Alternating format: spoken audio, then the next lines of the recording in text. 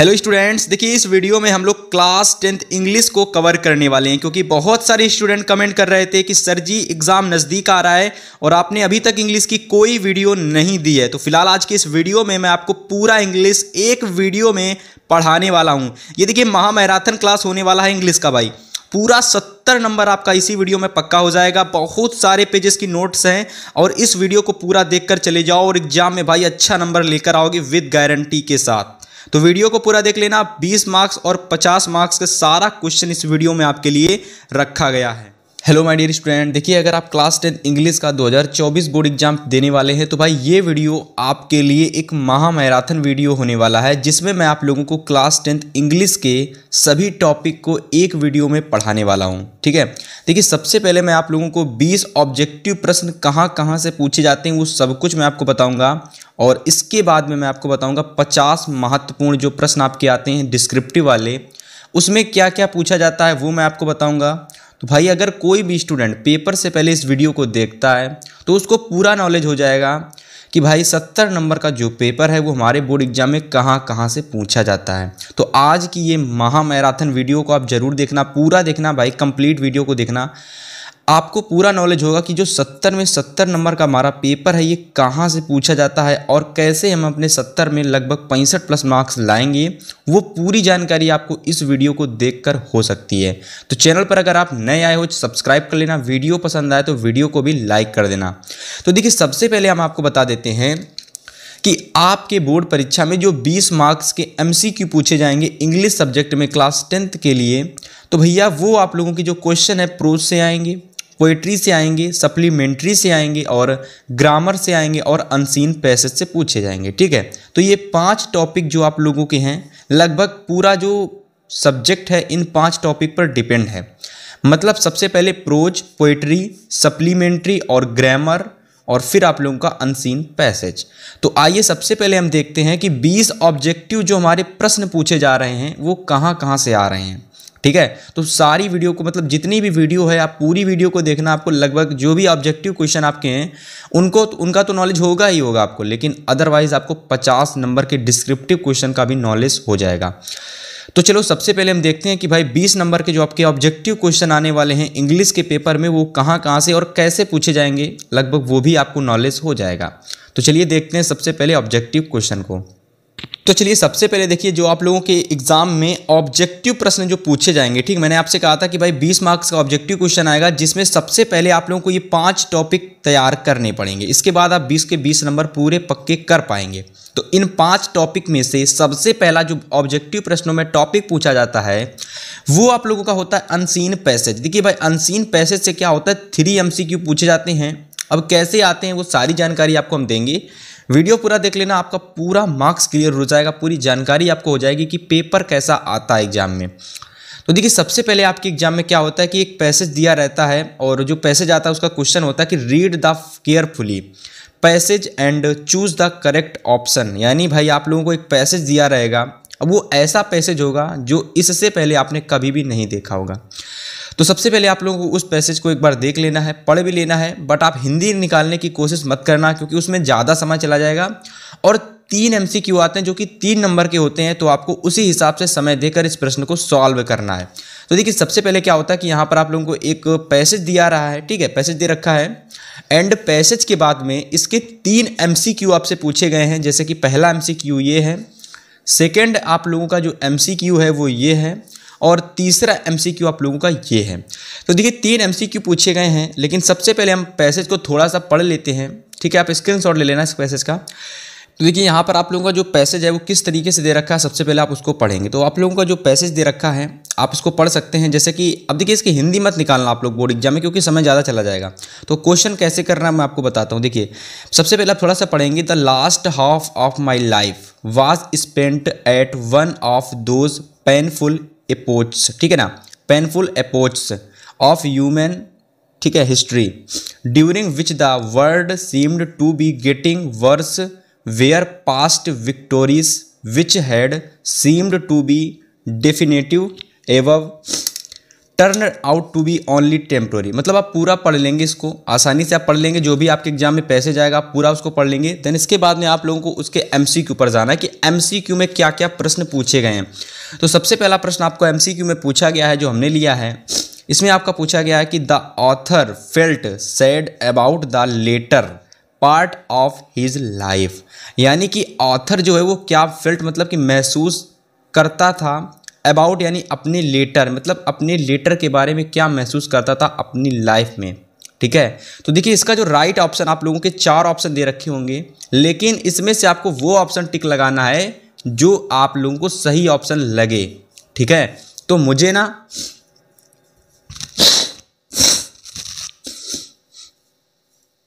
तो इसमें से इसका जो राइट ऑप्शन आप लोगों का है वो ये है कि the world was painfully disturbed, ठीक है, disturbed during that period of time, यानी कि जो ऑथर था वो फेल्ट यानी महसूस करता था, अबाउट द यानी अपने लेटर के बारे में, और अपनी जो लेटर था उसकी लाइफ के बारे में क्या रिकवर करता था या फिर क्या दर्शाता था। The world was painfully disturbed during the period of time, तो ये इसका राइट ऑप्शन आप लोगों का हो जाएगा। देखिए 4 ऑप्शन आपको दे रखे होंगे, एक क्वेश्चन के 4 ऑप्शन, उसमें से कोई एक राइट ऑप्शन जो कि आप लोगों को भाई इसी पैसेज से पढ़कर सही लगाना होगा। ठीक है, तो इसमें देखिए क्या दे रखा था, the author felt sad about the latter part of his life because, तो कहीं ना कहीं इस पैसेज में ये लाइन दे रखी होगी और इस लाइन को आप लोगों को ढूंढ करके इसका राइट ऑप्शन आपको अपने पैसेज से ही टिक लगाना है। ठीक है, तो इस तरीके से ये हमारा पहला क्वेश्चन कंप्लीट हो गया। सेकंड क्वेश्चन हमारा पूछा गया है कि द विक्टोरीज, ठीक है, द विक्टोरीज ऑफ द पास्ट, यानी जो विक्टोरीज था, यानी जो विक्ट्री थी, यानी जो भी जीतते थे लोग, उसका पास्ट क्या था, यानी उसका जो अतीत था वो क्या था। तो पहला ऑप्शन दे रखा है the brought permanent peace and prosperity. ठीक है, लेकिन आपको 4 ऑप्शन पढ़ लेने हैं भाई, 4 ऑप्शन में पढ़ने के बाद में जो आपको ऑप्शन सही लगे वो आपको टिक लगाना है। तो इसका राइट ऑप्शन आप लोगों का हो जाएगा फील्ड द मैन, यानी field man with a sense of pessimism. ठीक है, तो ये इसका क्या हो जाएगा, राइट ऑप्शन हो जाएगा। अब ये कैसे पता चला, तो ये जब आप पूरा पैसेज पढ़ लेंगे, एक बार देखिए आपको सबसे पहले पैसेज को पढ़ लेना भाई। ठीक है, पूरा पैसेज पढ़ लोगे तो जैसे कि यहाँ पर आप लोगों को लिखा हुआ है कि past victories which had seemed to be definitive have turn out to be temporary. ठीक है, temporary when I was young Victorian optimism, मुझे ऑप्टिमिज्म यहाँ पर शब्द दिखा।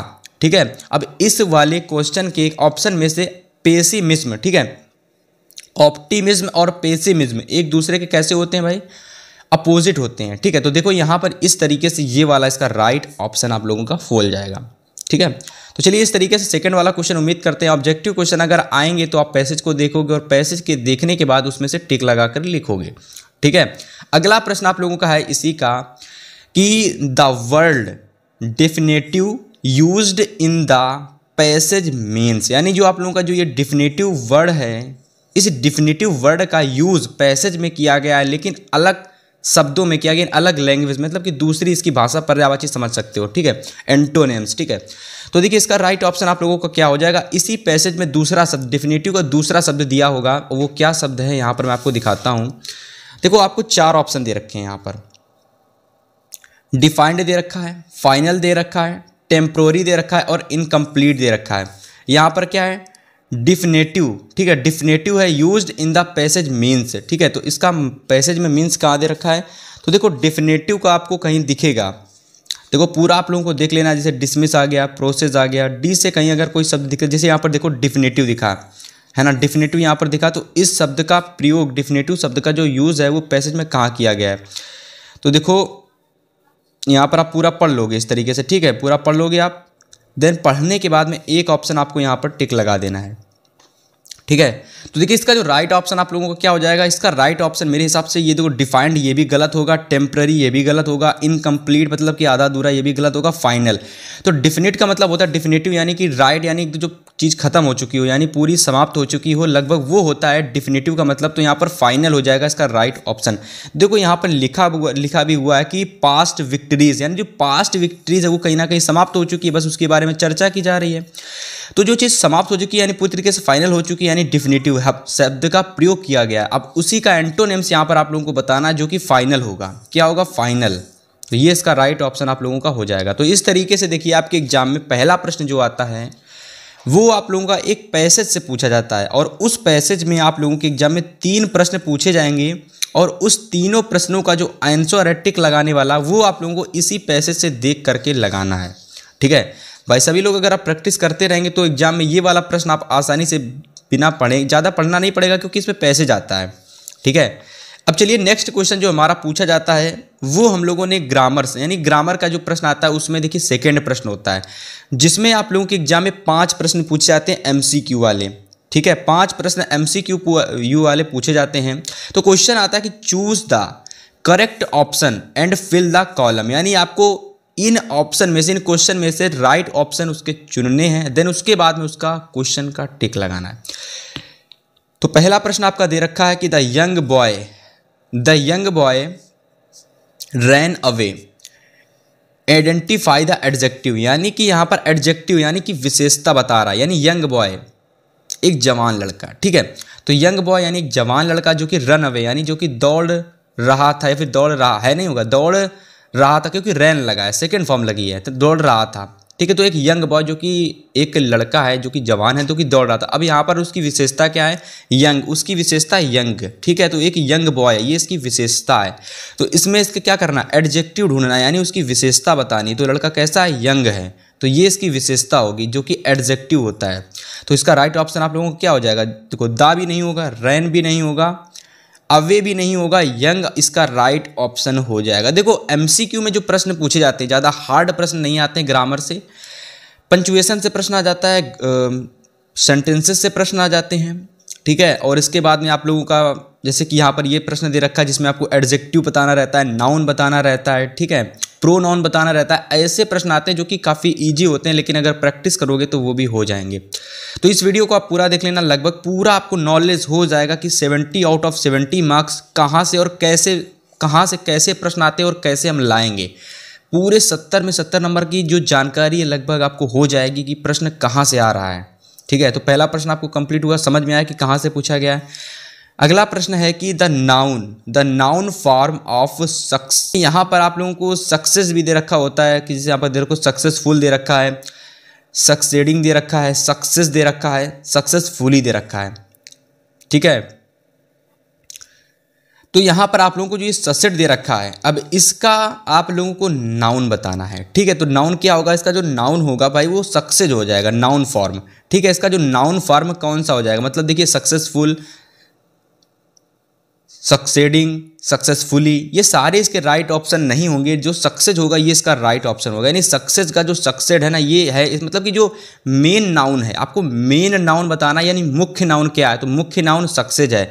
अब सक्सेस के कितने नाउन बनते हैं? सक्सेस के बनते हैं सक्सेसफुली, ठीक है, सक्सेसफुल, सक्सेड। ठीक है, तो ये सारे मेन जो नाउन है वो आप लोगों का सक्सेस है। तो इसमें आप लोगों को मेन नाउन बताना था, नाउन फॉर्म, यानी ये जो नाउन फॉर्म है ये किसका है? तो ये सक्सेस का नाउन फॉर्म है, यानी सक्सेस जो आया है ये सक्सेस से आया है।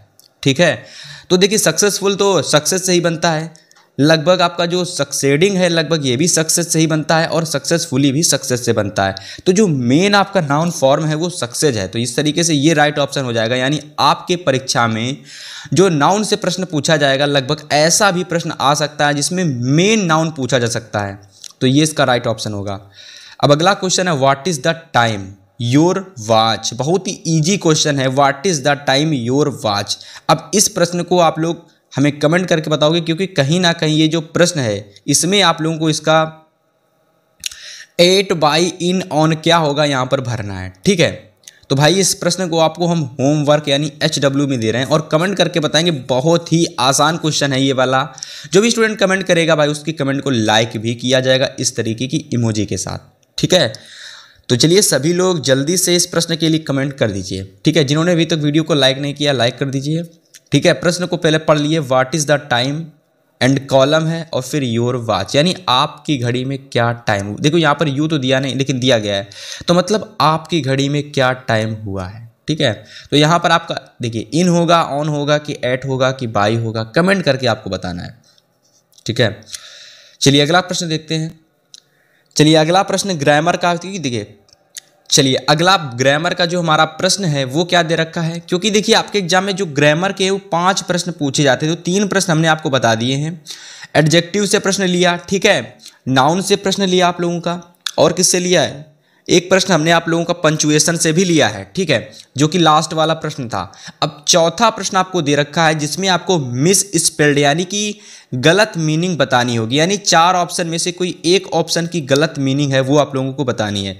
तो which of the following words is miss spelled, यानी ऐसा कौन सा वर्ड इंग्लिश का वर्ड है, जैसे रिसीव दे रखा है, डिसीव दे रखा है, परसीव दे रखा है, कॉन्सीव दे रखा है, कॉन्क्यू दे रखा है।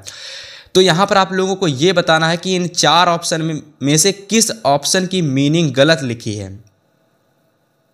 डिसीव की गलत लिखी है, कि रिसीव की गलत लिखी है, कि कॉन्क्यू की गलत लिखी है, कि परसीव की गलत लिखी है। तो देखिए यहाँ पर आप लोगों को जो परसीव है इसकी मीनिंग गलत लिखी हुई है, तो ये इसका राइट ऑप्शन आप लोगों का हो जाएगा, ठीक है, ये इसका राइट ऑप्शन आपका हो जाएगा, क्योंकि यहाँ पर परसीव की जो मीनिंग होती है मेरे हिसाब से वो PRECIEVE होती है, ठीक है, ये इसकी राइट मीनिंग होती है। तो ये इसका राइट ऑप्शन हो जाएगा क्योंकि गलत दे रखा है, तो हमको मिस स्पेल्ड बताना यानी कौन सी मीनिंग गलत लिखी हुई है, तो ये वाली मीनिंग इसमें गलत है। बाकी तीनों की तीनों रिसीव, कॉन्क्यू और डिसीव सही दे रखी थी। तो एक प्रश्न आपका ऐसा भी आएगा जिसमें आपके एग्जाम में मिस स्पेल्ड आपको ढूंढना पड़ेगा, यानी ऐसी कौन सी मीनिंग है जो कि गलत लिखी हुई है, यानी मीनिंग जो दे रखी है वो गलत है, कहीं ना कहीं मिस्टेक है उस मीनिंग में। तो उस टाइप का एक प्रश्न भी आपके एग्जाम में आएगा। इस प्रश्न की आप प्रैक्टिस कर लेना क्वेश्चन बैंक से, या तो देखिए आपको प्रश्न देखने कैसे कैसे आएंगे वो सारे प्रश्न इस वीडियो में आपको मिलेंगे कि बोर्ड एग्जाम में किस टाइप के प्रश्न आएंगे।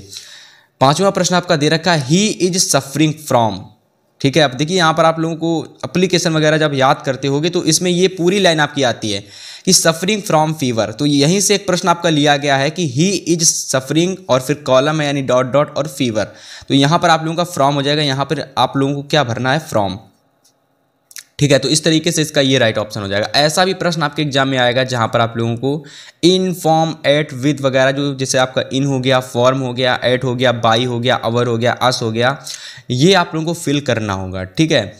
लगभग ये भी जो प्रश्न होता है आपका पंचुएशन टाइप का प्रश्न होता है, जैसा कि मैंने यहाँ पर एक प्रश्न दे रखा था, what is the time your watch, ठीक है, तो what is the time your watch, और ये भी पंचुएशन का प्रश्न है, लगभग मेरे हिसाब से ये भी पंचुएशन का प्रश्न है। तो ये 5 प्रश्न आपको एग्जाम में देख लेने हैं कि कैसे कैसे प्रश्न आपके एग्जाम में आ रहे हैं। तो इसी टाइप के 5 प्रश्न आएंगे, हो बदल के पूछे जाएंगे वो तो है, लेकिन इसी टाइप के इसी तरीके के प्रश्न आएंगे, ठीक है। तो दूसरे वाले प्रश्न में आपको ग्रामर के क्वेश्चन बताए जो कि एग्जाम में लगभग इसी टाइप के प्रश्न आते हैं। अब अगला प्रश्न आप लोगों का जो तीसरा प्रश्न पूछा जाएगा वो आएगा आप लोगों का प्रोज से। देखिए हमने आप लोगों को शुरुआत में बता रखा था कि आपके एग्जाम में जो प्रश्न पूछे जाएंगे वो प्रोज, पोएट्री, सप्लीमेंट्री, ग्रामर और अनसीन पैसेज से आएंगे। तो ग्रामर और अनसीन पैसेज के जितने भी प्रश्न थे हमने आपको बता दिए। अब देखिए यहाँ से प्रोज की बारी शुरू हो रही। तो प्रोज में सबसे पहला जो आपका प्रश्न आता है वो आता है पैसेज से, यानी कि आप लोगों को एग्जाम में एक पैसेज दे रखा होगा, प्रोज का होगा वो पैसेज, ठीक है। और ये पैसेज आपने पढ़ा भी होगा अपने चैप्टर में, और चैप्टर में से कोई एक पैराग्राफ उठा दिया जाता है और उसी में से एमसीक्यू पूछे जाते हैं। तो एक पैराग्राफ हमने भी लिया है जो कि आप लोगों का दे रखा है कि but then I slowly saw that not only I was not free but my brother and sister where I saw that it was not just my freedom that was curtailed but the freedom of everyone who looked like I did। तो इस तरीके से पूरा paragraph आप पढ़ लोगे तो लगभग अगर आपने चैप्टर को पढ़ा है अच्छे से तो आप लोगों को नॉलेज भी हो जाएगा कि कहाँ से ये हमारा पैराग्राफ पूछा गया है, ठीक है। तो जैसे कि मुझे पता है कि ये वाला पैराग्राफ हमारा कहाँ से पूछा गया, हमें पता चल गया। अब हम इसके MCQ पर आएंगे, ठीक है। तो देखिए आप पूरा पैराग्राफ पढ़ लेंगे, काफ़ी बड़ा पैराग्राफ है इसका, ठीक है। अगर आप पढ़ने बैठेंगे तो काफ़ी समय निकल जाएगा। हालांकि आप इस पैराग्राफ को देख सकते हो, शुरुआत में ऐसा है तो आप बुक में देख लेना, कहीं ना कहीं आपको पैराग्राफ ज़रूर मिलेगा, ठीक है। चलो अब इसके क्या होते हैं, 3 MCQ पूछे जाते हैं। तो सबसे पहला MCQ आप लोगों का है कि the author felt the greater hunger for, तो ऑथर फेल्ट यानी ऑथर महसूस करता है ग्रेटर हंगर फॉर इट, ठीक है। तो इसका जो राइट ऑप्शन आपका क्या होगा, देखिए 4 ऑप्शन दे रखे थे, फ्रीडम ऑफ हिज पेरेंट्स यानी freedom of his parents and freedom of his people, freedom of his friend, freedom of his neighbours, ठीक है, तो इसका जो राइट ऑप्शन आप लोगों का हो जाएगा वो क्या हो जाएगा भाई, इसका जो राइट ऑप्शन हो जाएगा the freedom of his people, यानी कि फ्रीडम ऑफ हिज पीपल इसका राइट ऑप्शन हो जाएगा। द ऑथर यानी आंसर जो ऑथर था, यानी जो इस चैप्टर का ऑथर यानी लेखक था, वो महसूस करता था ऑफ हिज पीपल यानी फ्रीडम ऑफ हिज पीपल, न्याय यानी अपने लोगों का न्याय चाहता था। ठीक है, तो फ्रीडम ऑफ हिज पीपल, तो ये इसका राइट ऑप्शन हो जाएगा। पेरेंट्स का न्याय नहीं चाहता था ना, वो ऑथर जो था वो आप लोगों का वो लोगों का न्याय चाहता था, यानी सभी लोगों का न्याय चाहता था। फ्रेंड का नहीं, गलत हो जाएगा, फ्रेंड तो पीपल में यानी लोगों में ही आते हैं, और जितने भी कर्मचारी होते हैं वो भी इसी में आते हैं। ठीक है, तो वो किसका भला सोचता था, फिर किसके लिए न्याय चाहता था, वो भैया सभी लोगों के लिए, यानी पीपल में सभी लोगों के लिए न्याय चाहता था। तो इस तरीके से पहला प्रश्न आप लोग देखिए पूरा पढ़ लेंगे जब इस पैसेज को, एग्जाम में जो भी पैसेज आएगा आपको पढ़ते ही समझ में आ जाएगा कि ये इस चैप्टर से पैसेज लिया गया है। समझ में आपको तब आएगा जब आप इस चैप्टर को अच्छे से पढ़कर गए होंगे। ठीक है, तो इस अच्छे से इस प्रश्न को देख लेना, बोर्ड एग्जाम में सेम ऐसा ही प्रश्न आपको देखने को मिलेगा। अब देखो हमारा अगला प्रश्न दे रखा है जो कि भाई इसी पैराग्राफ से लिया गया है कि the freedom of author who was black was. ठीक है, मतलब कि यहाँ पर द फ्रीडम ऑफ ऑथर यानी जो लेखक था उसको हु वाज ब्लैक वाज, काला मतलब कि ब्लैक वाज किस चीज़ से, यानी ब्लैक किस चीज़ से वो प्रदर्शित करता था, किस चीज़ से वो ब्लैक को दर्शाता था। तो 4 ऑप्शन दे रखे हैं, सपोर्टेड, अपोज्ड दे रखा है, करटेल्ड दे रखा है एंड सक्सेंस्ड दे रखा है। क्या दे रखा है, सक्सेंड। तो देखिए इसमें से इसका जो राइट ऑप्शन हो जाएगा कि the freedom of author who was black was. तो करटेल्ड जो है ना इसका राइट ऑप्शन हो जाएगा। आप कहेंगे कि भैया आपको ये प्रश्न मतलब ये आंसर कैसे पता चला, तो देखिए जब आप इस पूरे पैसेज को अच्छे से पढ़ लेंगे, अब एक बार पैसेज को पढ़ेंगे पूरा, अगर आपने नहीं भी पढ़ा है फिर भी आपको इस क्वेश्चन का जो आंसर है इस टाइप की लाइन आपको मतलब इस टाइप की लाइन आप लोगों को इसी पैसेज में दे रखी होगी, और उस लाइन को आप देखेंगे और थोड़े नीचे अगर आप देखोगे तो कहीं ना कहीं वो जो ऑप्शन सही ऑप्शन है वो भी आपको इसी पैसेज में देखने को मिल जाएगा।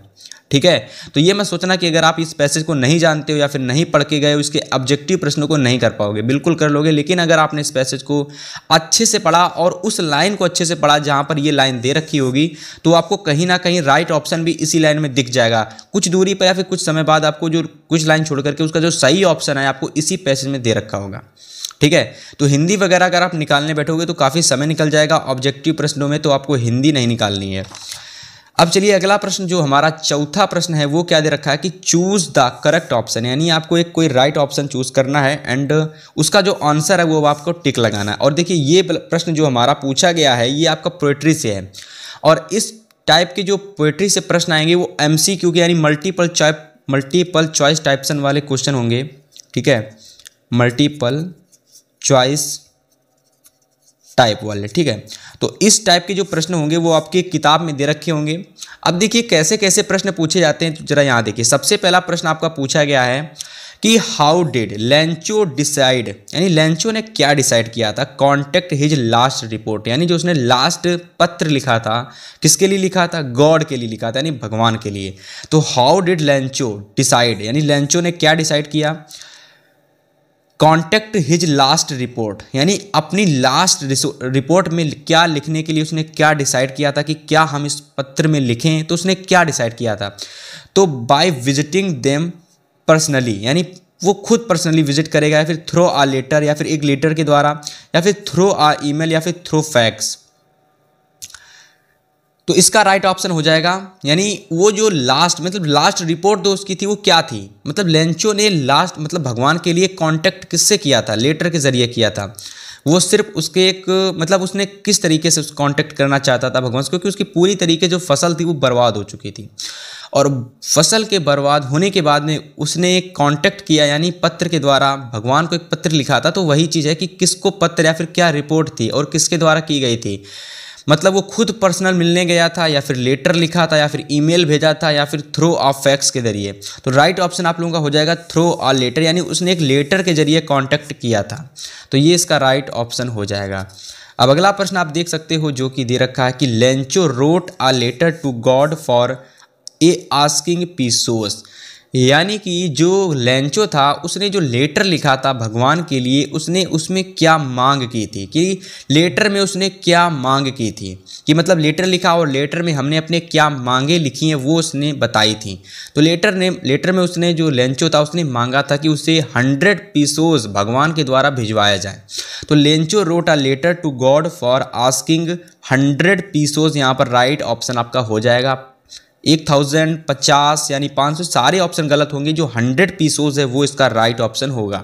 ठीक है, तो देखिए यहाँ पर आप लोगों के प्रोज के 2 प्रश्न कंप्लीट हो चुके हैं। और जैसा मैंने आपको बताया था कि 20 नंबर के 20 ऑब्जेक्टिव पूछे जाते हैं, तो वो कहाँ कहाँ से पूछे जाते हैं लगभग आपको पता चल रहा होगा कि कहाँ कहाँ से हमारे ऑब्जेक्टिव प्रश्न आ रहे हैं।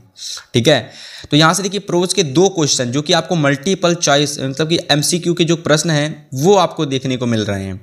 ठीक है, चलिए अगला प्रश्न आप लोगों का है, यहाँ पर देख सकते हो कि नेल्सन मंडेला, ठीक है, जो आपकी नेल्सन मंडेला थी, become the first black of south. ठीक है, यानी कि जो नेल्सन मंडेला फिर कह सकते हो, ठीक है, या फिर केवल मंडेला कह सकते हो। तो became the first black of south, तो मतलब क्या थी वो, प्राइम मिनिस्टर थी या फिर वाइस प्रेसिडेंट की, डिफेंस मिनिस्टर या फिर प्रेसिडेंट, तो वो प्रेसिडेंट थी। ठीक है, समझ चुके हैं। तो इस तरीके से देखिए यहाँ पर आपके एग्जाम में क्या होता है कि 3 MCQ पूछे जाते हैं प्रोज के, जो कि काफ़ी इजी प्रश्न होते हैं। अगर आप इन प्रश्नों को अच्छे से तैयार करना चाहते हो तो देखो आपको क्या करना है, आपके बुक में जितने भी इंपॉर्टेंट 2018 से लेकर 2023 तक जितने भी प्रश्न पूछे गए हैं प्रीवियस ईयर में, आपको उन सारे प्रश्नों को देख लेना है। ज़्यादा प्रश्न नहीं होंगे, 40 से 50 ही प्रश्न आपको प्रीवियस ईयर में अधिक से अधिक पूछे जाने वाले प्रश्न देखने को मिलेंगे, या फिर इससे भी कम देखने को मिलेंगे। तो वो सारे प्रश्न आपको अच्छे से तैयार कर लेने हैं, क्योंकि यही जो प्रश्न है कहीं ना कहीं बार बार रिपीट होते हैं। 2024 में भी यही रिपीट होंगे। तो आपको क्या करना है कि जो MCQ के प्रोज वाले प्रश्न हैं उनको तैयार कर लेना, वरना जल्द ही आप लोगों को इंग्लिश की वीडियो देखने की मिलेगी जिसमें आप लोगों को केवल और केवल MCQ के जितने भी इंपॉर्टेंट क्वेश्चन हैं वो देखने को मिलेंगे, जो 2018 से 2023 के बीच में ज़्यादा बार पूछे गए हैं। ठीक है, तो चैनल को सब्सक्राइब करके रख लेना और साथ में बेल नोटिफिकेशन को भी ऑन कर लेना। तो देखिए इस तरीके से आपका प्रोज वाला भी पूरा सेक्शन कंप्लीट हो चुका है, जिसमें आपके 3 MCQ पूछे जाते हैं, पूरी तरीके से ये भी समाप्त हो चुका है। अब देखिए आगे जो आपके एग्जाम में प्रश्न पूछे जाते हैं MCQ की, वो आते हैं पोएट्री से। यानी भाई पोएट्री यानी जिसमें आप लोगों के कवि देखने को मिलते हैं, या फिर कह सकते हो जिसमें कवि होते हैं, ठीक है, कवित्रियाँ होती हैं। तो ये जो हिंदी में इसको कहते हैं कवि, लेकिन इंग्लिश में इसको बोलते हैं पोएट्री। तो देखिए यहाँ पर जो पोएट्री भाग है इसमें क्या होता है, आप लोगों के एग्जाम में एक एक्सट्रैक्ट दे रखा होता है, यानी एक पैराग्राफ दे रखा होता है जो कि किसी पोयम का होता है। ठीक है, तो 4 लाइनों का एक पैराग्राफ दे रखा होता है और इसी में से आपको प्रश्न पूछे जाते हैं MCQ वाले। तो सबसे पहले इस प्रश्न को आप पढ़ लेंगे कि देखिए सबसे पहले आपको इस पूरी पोयम को पढ़ लेना है। अब इसको हम पोयम इसलिए कह रहे हैं क्योंकि 4 लाइन की है, ठीक है, और ये पोयम ही है। तो आप लोगों के एग्जाम में पोयम भी पूछी जाएगी, लेकिन आपको वो पोयम लिखनी है जो कि ये पोयम को छोड़ करके कोई दूसरी पोयम आपको लिखनी है। आपके एग्जाम में क्या होता है कि भाई प्रश्न आता है पोयम लिखने के लिए भी, तो बहुत सारे स्टूडेंट यही पोयम को उतार के सीधा लिख देते हैं, जिसमें आपको 1 भी नंबर नहीं दिए जाते हैं। तो आपको क्या करना है, आपको वो पोयम लिखनी है जो कि यहाँ पर ना पूछी गई हो। ठीक है, तो देखिए सबसे पहले हम इस टॉपिक पर आते हैं जो कि हमारा MCQ वाला टॉपिक है।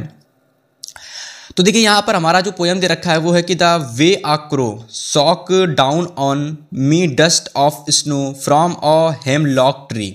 देखो हेमलॉक ट्री से ये प्रश्न बहुत ही ज़्यादा रिपीट होने वाला ये पैराग्राफ है, बहुत ज़्यादा पूछा गया है। 2022 में भी आया था, 23 के लगभग 2 से 3 सेट में पूछा गया, 24 में भी ये आएगा, जरूर आएगा भाई। इसको अच्छे से तैयार कर लेना क्योंकि 2023 के 2 से 3 सेट में ये पैराग्राफ पूछा गया था। और MCQ आप इसके देख सकते हो, पहला MCQ है कि who composed the above lines, यानी जो ये लाइन्स हैं ये कहाँ से कंपोज्ड की गई हैं।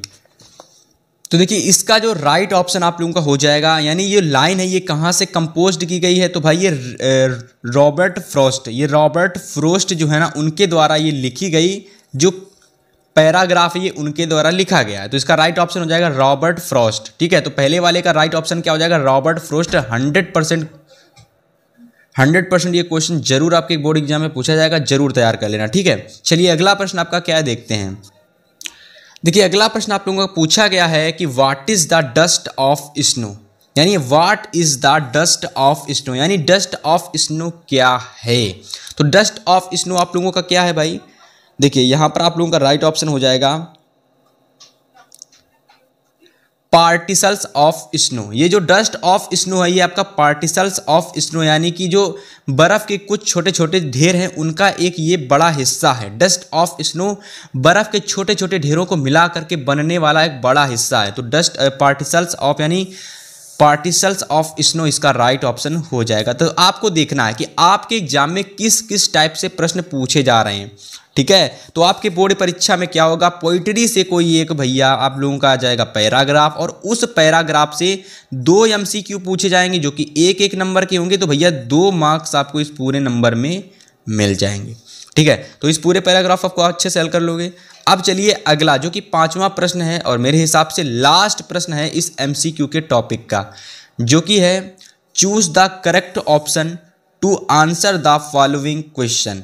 मतलब कि आप लोगों को क्या करना है इस सप्लीमेंट्री में, यानी ये सप्लीमेंट्री है और सप्लीमेंट्री में क्या होता है भाई 5 नंबर के, मतलब कि 5 एक एक नंबर के 5 क्वेश्चन आते हैं। तो लगभग 5 मार्क्स का क्वेश्चन आता है और किस तरीके से आप 5 में 5 पूरे नंबर लाओगे सप्लीमेंट्री से ध्यान से देखना एकदम।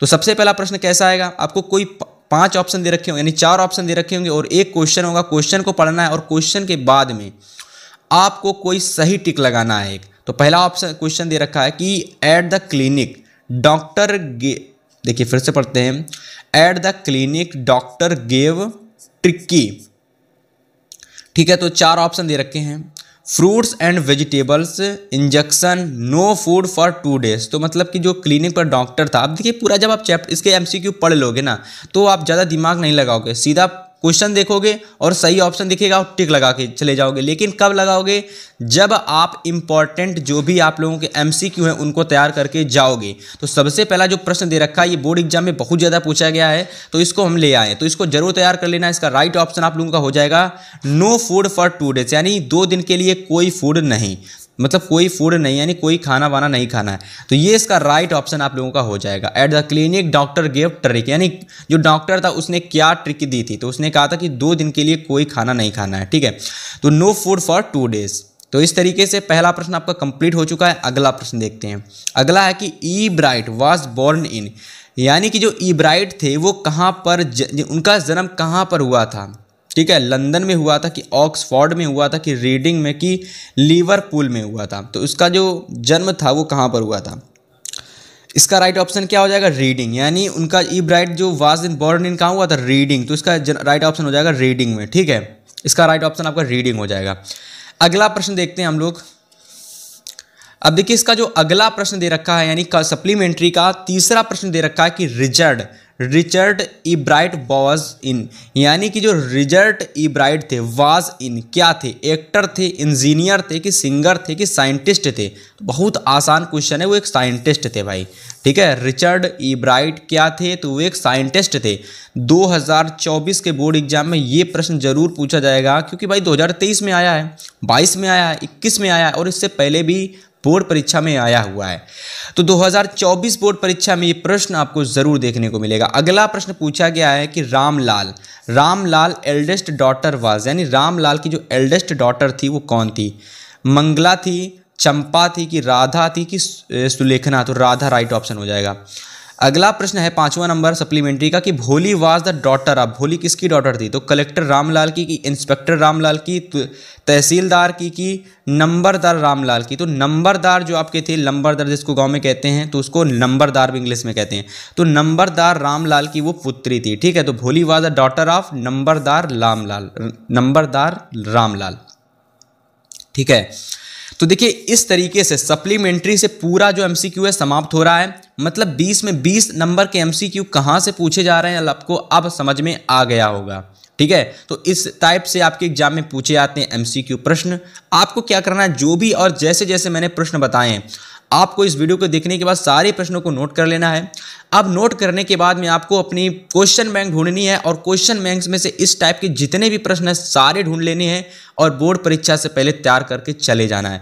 20 में 20 नंबर लाने से, यानी 20 में 20 ऑब्जेक्टिव में लाने से आपको नहीं रोक सकता भाई कोई। बोर्ड एग्जाम में पूरे 20 में 20 आएंगे, लेकिन अगर आपने इस तरीके से सारे प्रश्नों को तैयार किया तो भाई आप 70 में 70 नंबर भी ला सकते हो, ठीक है। तो चलिए अब हम देखने वाले हैं आपके बोर्ड परीक्षा में 50 नंबर के डिस्क्रिप्टिव क्वेश्चन में कैसे कैसे प्रश्न पूछे जाते हैं। अब देखिए यहाँ से आपके एग्जाम में 50 नंबर के जो डिस्क्रिप्टिव क्वेश्चन पूछे जाते हैं। अब इन डिस्क्रिप्टिव टाइप वाले प्रश्नों में कैसे कैसे प्रश्न आते हैं सबसे पहले आपको वो पता चलेगा। देखिए यहाँ पर हमने जैसे कि आपको ऑब्जेक्टिव वाले प्रश्न जो बताए हैं, ठीक है, इन ऑब्जेक्टिव टाइप के जितने भी प्रश्न हैं, जैसे जैसे ऑब्जेक्टिव में प्रश्न आए थे सेम वही टॉपिक आप लोगों का डिस्क्रिप्टिव में भी लगता है। डिस्क्रिप्टिव में भी सबसे पहले अनसीन पैसेज आता है, लेकिन यहाँ पर आप लोगों के एग्जाम में एमसीक्यू नहीं पूछे जाते हैं, यहाँ पर आपके एग्जाम में लिखने के लिए प्रश्न आता है, यानी आपको आंसर लिखना पड़ता है। तो देखिए सबसे पहला प्रश्न आपके एग्जाम में आता है कि रीड द फॉलोइंग पैसेज, यानी आपको एक पैसेज दे रखा होगा, अच्छे से उस पैसेज को पढ़ना है, या फिर पैसेज को पढ़ने से पहले आपके क्वेश्चन को पढ़ना है, वो ज़्यादा सही रहेगा। तो देखो आपके एग्जाम में इस टाइप का एक पैसेज दे रखा होगा जो कि आपने अभी तक नहीं पढ़ा होगा कभी, ठीक है, मतलब आपने कभी देखा भी नहीं होगा ना कभी पढ़ा होगा, ठीक है, और उसको समझना नहीं है ना उसकी हिंदी निकालनी है, और इस प्रश्न को आपको 5 मिनट के अंदर करना है भाई, क्योंकि भाई इस प्रश्न में आपको कम समय देना है और ज़्यादा नंबर लेने हैं। तो देखो कैसे करोगे। सबसे पहले देखो इस पूरे पैसेज को आपको पढ़ना नहीं है, सबसे पहले इस पैसेज के आपको आंसर को देखना है कि क्या इसके क्वेश्चन क्या पूछे गए हैं। तो सबसे पहला इसमें क्वेश्चन पूछा गया था कि why was the shopkeeper surprise, यानी शॉपकीपर ने क्यों सरप्राइज किया, शॉपकीपर ने क्यों सरप्राइज किया था। तो देखो इस तरीके से पहला प्रश्न आ गया। अब आपको जाना है अपने पैसेज पर जाना है, और पैसेज में देखना है कि आप लोगों की ये लाइन कहाँ दी गई, या फिर शॉपकीपर शब्द कहाँ दे रखा है। तो जैसे कि शॉपकीपर शब्द यहाँ पर दे रखा है, अब आप लोगों को क्या करना है स्टूडेंट, अब आप लोगों को शॉपकीपर शब्द दिख गया, आपको फुल स्टॉप ढूंढना है। तो देखो फुल स्टॉप ये दिख गया, इसके पहले वाला फुल स्टॉप दिख गया। अब आपको यहाँ से लगा करके आप चाहो तो यहाँ तक पूरा प्रश्न लिख सकते हो, लेकिन अगर आप चाहते हो कि हम अपना आंसर दूसरे लोगों से बेटर लिखेंगे तो उस तरीके से आपको फिर इस तरीके से बना बना कर आंसर लिखना है। ऐसे लिखोगे कि the shopkeeper was surprised because the prisoner purchased all the birds and set them free, यानी ऑल बर्ड को फ्री में खरीद लिया था। और वही चीज़ सेम चीज़ यहाँ पर भी दे रखी है। देखो यहाँ पर बस थोड़ा सा अलग तरीके से सीधी भाषा में दे रखा क्वेश्चन कि he purchased all birds from the shopkeeper and set them free, मतलब उसने जो आप लोगों का शॉपकीपर था उसने जितनी भी बर्ड परचेज की थी वो सारी फ्री में परचेज की थी, तो उसने ये सरप्राइज किया था। तो पहला प्रश्न आपको इस तरीके से आएगा, जो कि क्वेश्चन का जो आंसर है वो भी आपको पैसेज में ही दे रखा होगा। ठीक है, चलो अगला प्रश्न देखते हैं। अगला प्रश्न आप लोगों का है कि व्हाट डिड द मैन से टू द शॉपकीपर। ठीक है, इस तरीके से आपको देख लेना है।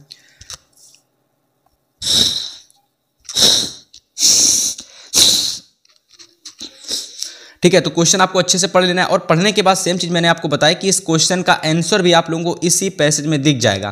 पैसेज में आपको कहीं ना कहीं आंसर दिख गया। आंसर दिखने के बाद में आपको उस क्वेश्चन को चाहो तो बना करके लिख सकते हो या फिर डायरेक्ट उतार सकते हो। डायरेक्ट उतारोगे तो हो सकता हो एग्जामिनर आपके नंबर काट ले, वैसे काटता नहीं है, लेकिन अगर आप इसको थोड़ा सा बना करके थोड़ा सा बदल करके अपनी भाषा में लिख दोगे तो और अच्छा रहेगा, फिर एक नंबर भी नहीं कटेगा। तो हमने लिखा है कि व्हाट डिड द मैन से टू, यानी जो मैन था यानी जो व्यक्ति था, उस यानी जो आदमी था उसने शॉपकीपर से क्या, तो आदमी ने शॉपकीपर से कहा the man said to the shopkeeper without any fault if one is the prison that we have done the same. तो इस तरीके से आपको इस क्वेश्चन का आंसर लिख देना। उम्मीद करते हैं इस टाइप के जितने भी प्रश्न हैं आप बड़े ही आसानी से करके आओगे और बेहिचक करके आओगे। ठीक है, चलो इस तरीके से प्रश्न कंप्लीट हो चुके हैं आप लोगों के। चलो भाई, अब देखो क्या होता है कि आपके एग्जाम में जो पैसेज आता है, सबसे पहले शुरुआत में दो जो क्वेश्चन आते हैं वो तो आप लोगों के थोड़े बहुत लिखने वाले होते हैं, लेकिन इसके बाद के जो प्रश्न होते हैं, जैसे कि ये जो आप लोगों का पैसेज दे रखा था, इसमें से शुरुआत के 2 प्रश्न तो जो आते हैं उसमें आपको थोड़ा सा लिखना पड़ता है आंसर में, लेकिन तीसरा जो चौथा प्रश्न होता है उसमें आप लोगों को लिखना नहीं पड़ता है, क्योंकि ये जो प्रश्न होते हैं इसमें आपसे पूछा जा सकता है एंटोनिम्स सिनोनिम्स पूछी जा सकती है, अपोजिट वर्ड पूछा जा सकता है, या फिर पैराग्राफ में गलत जो मीनिंग दे रखी है वो भी पूछी जा सकती है। तो इसमें पूछा गया है कि फाइंड आउट अ वर्ड, यानी एक वर्ड आपको फाइंड करना है जो कि इन द पैसेज, जो कि इसी पैसेज में दे रखा है और उसका मीन्स जेल है। ठीक है, तो जेल का जो मीन्स होता है वो क्या होता है, केजेस होता है, यानी केजेस जो होता है जेल का मीन्स होता है। अब ये जो केजेस है इसी शब्द यानी इसी आप लोगों का जो ये पैसेज है इसी में यूज हुआ है। अब वो कहाँ पर यूज हुआ है, तो भाई ये देखो यहाँ पर केजेस शब्द यूज हुआ है। ठीक है, केगेस या फिर केगेस जो भी कह सकते हो। तो इस तरीके से भाई इसका ये राइट ऑप्शन हो जाएगा, यानी जेल का जो जेल शब्द का जो दूसरे शब्दों में प्रयोग कहाँ पर हुआ है, केजेस के रूप में हुआ है। अगला क्वेश्चन नंबर 4 है कि फाइंड आउट अ वर्ड, यानी find out a word in the passage which is opposite of sold, यानी कि आपको एक वर्ड फाइंड करना है, ठीक है, जो कि भाई एजिस का है, मतलब कि पैसेज में दे रखा है सोल्ड, मतलब कि सोल्ड का अपोजिट क्या होगा। अब देखिए सोल्ड का अपोजिट क्या होगा, सोल्ड मीन्स क्या होता है, सोल्ड का जो सोल्ड मीन्स होता है बेचना, और परचेज, सोल्ड मीन्स होता है बेचना, और परचेज मतलब होता है खरीदना। तो सोल्ड का अपोजिट परचेज्ड हो जाएगा, जो कि आपको इसी पैसेज से देख के लिखना है भाई, समझ में आया। अब देखिए सोल्ड का आपको वो अपोजिट लिखना है जो कि इस पैसेज में दे रखा है, अपने मन के अकॉर्डिंग मत लिख के चले आना, जो इस पैसेज में दे रखा है वो अपोजिट आपको एग्जाम में लिख के आना है, ठीक है। अब चलिए ग्रामर का क्वेश्चन देखते हैं।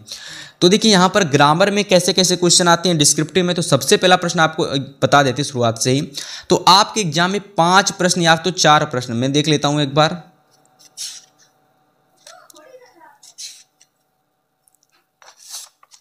तो आपके बोर्ड परीक्षा में ग्रामर से 4 प्रश्न डिस्क्रिप्टिव में आते हैं, और ये प्रश्न आपको लिखने पड़ते हैं, मतलब ये प्रश्न आपको टिक नहीं लगाने पड़ते, लिखने पड़ते हैं, ठीक है। तो चलिए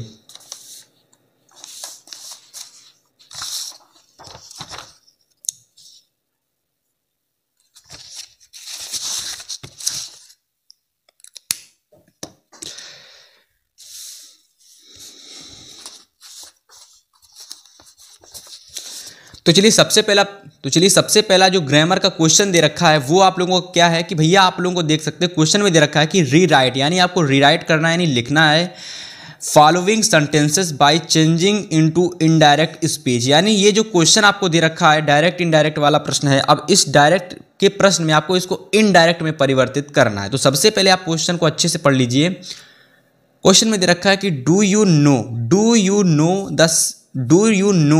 the way to the station, I said to Ankit, ठीक है, मतलब कि अंकित ने मुझसे कहा do you know the way to the station, क्या तुम स्टेशन पे हो, ठीक है। तो आई सेड टू अंकित, तो सबसे पहले आपको इसको घुमा करके इनडायरेक्ट में लिखना पड़ेगा भाई। ये थोड़ा सा देखिए, सबसे पहले इसमें पार्ट ऑफ जो स्पीच है ना, इसमें रिपोर्टिंग वर्ब बाद में दे रखा है और रिपोर्टेड स्पीच पहले दे रखा है।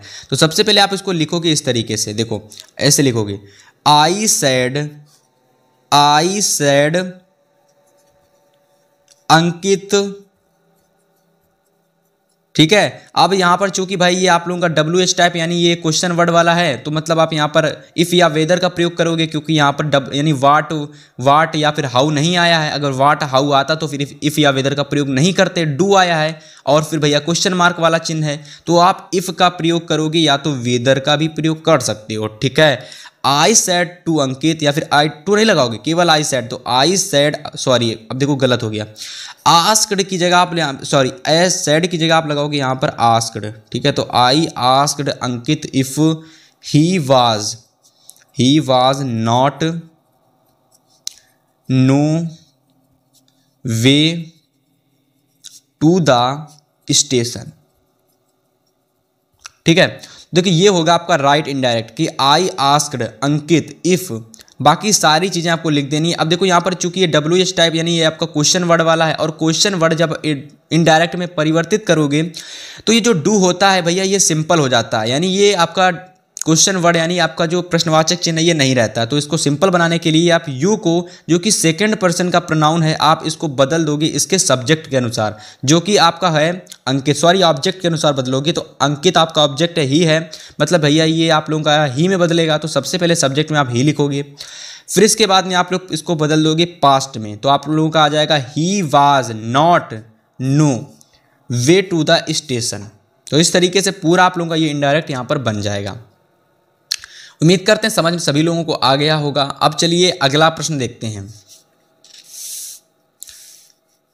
अगला प्रश्न आप लोगों का दे रखा है कि भैया आप लोगों को यहां पर देख सकते हो कि चेंज द फॉलोइंग सेंट, आपको फॉलोइंग सेंटेंस यानी जो भी सेंटेंस दे रखा है इसको चेंज करना है और पैसिव वॉइस में चेंज करना है। अभी देख सकते हो आप लोगों को एग्जाम, अभी मैंने आपको इनडायरेक्ट का क्वेश्चन बताया, यानी अभी मैंने आप लोगों को डायरेक्ट इनडायरेक्ट का बताया, अब पैसिव का बताएंगे और फिर और प्रश्न आपको पता चलेंगे कि कैसे कैसे प्रश्न ग्रामर में आते हैं। तो देखिए पैसिव वॉइस दे रखा है आप लोगों का कि the mouse at the corn, अब देखो इसको बनाने से सबसे पहले आपको ये इसके रूल को अगर आप ध्यान में ले लोगे, एक बार माइंड में इसके रूल को याद कर लोगे कि रूल इसका क्या था, कि रूल था भाई सबसे पहले हमें ऑब्जेक्ट को लिखना है। और ऑब्जेक्ट को कैसे लिखोगे, द कॉर्न से लिखोगे। तो ऑब्जेक्ट हमारा क्या है, द कॉर्न, तो ऐसे लिखोगे द कॉर्न। ऑब्जेक्ट हमारा क्या है, द कॉर्न हमारा ऑब्जेक्ट है। फिर थोड़ा सा दिमाग में जोड़ डालोगे और फिर आपको ये दिमाग लगाना है कि इसमें कौन सा ये हमारा सेंटेंस दे रखा है। तो ये भैया आप लोगों का दे रखा है एक सिंपल सेंटेंस। देखो माउस जो है ना 8 मतलब भैया ये हमारा सेकंड दे रखा है, तो ये कहीं ना कहीं हमारा ये पास्ट वाला प्रश्न है, यानी पास्ट का सेंटेंस है। The mouse at the corn, यानी जो माउस है वो एट मतलब वो खा रहा है, खाता था, खा गया, या फिर कुछ भी कह सकते हो जो कि पास्ट में है। तो पास्ट के लिए हम क्या प्रयोग करते हैं, was. The corn was eaten. अब थर्ड फॉर्म का प्रयोग करेंगे भैया, ठीक है, पैसिव बनाने के लिए थर्ड फॉर्म का प्रयोग करते हैं। अब इसके बाद में आप सभी लोगों को पता है कि थर्ड फॉर्म आने के बाद में बाई लगता है, और बाई के बाद में जो भी सब्जेक्ट दे रखा है वो ऑब्जेक्ट में परिवर्तित हो जाता है, तो माउस हो जाएगा आप लोगों का इस तरीके से। तो ये पूरा आप लोगों का यहाँ से कंप्लीट हो चुका है पैसिव वाई, ठीक है।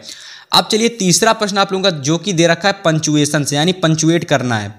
कह रहा है कि punctuate the following using capital letters wherever necessary. The master said to the servant, यानी जो मास्टर था, अब देखो ये किस, अब देखो यहाँ पर आपको पंचुएट करना है, ठीक है। ये थोड़ा सा गड़बड़ दे रखा है, मतलब गड़बड़ नहीं कह सकते, ये आधा अधूरा दे रखा है। अब इस आधे अधूरे को हमको कंप्लीट करना है।